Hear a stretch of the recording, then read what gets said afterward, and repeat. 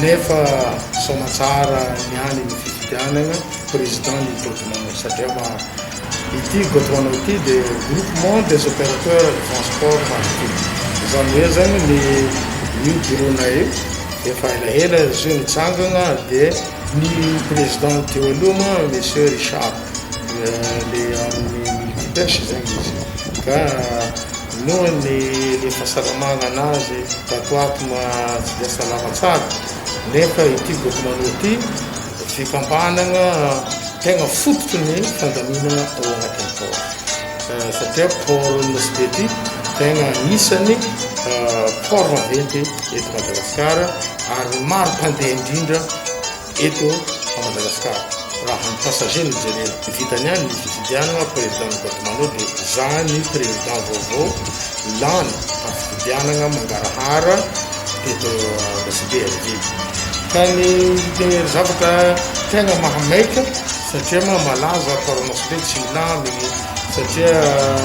Nosy Be ity ville touristique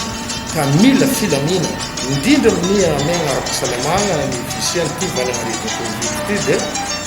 mila distanciation satria le fepetra zay natoko fitondram-panjakana de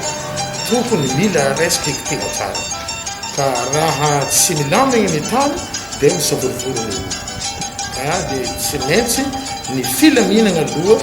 no tegna mila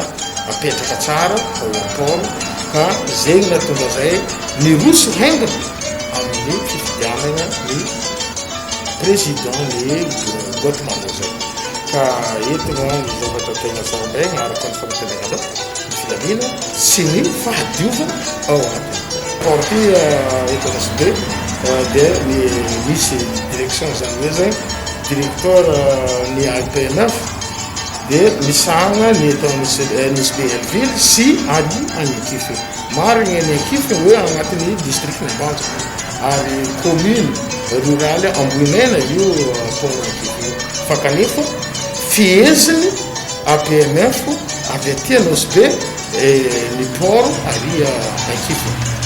mbola PMF eto ihany no mamehy ny port Agnekify ka ny lamigny atao eto amin'ny port Nosy Be de igny koa ny ampihary ary amin'ny port Agnekify satria ny olo avy any matetetiky tsy mirindra tsy milamigny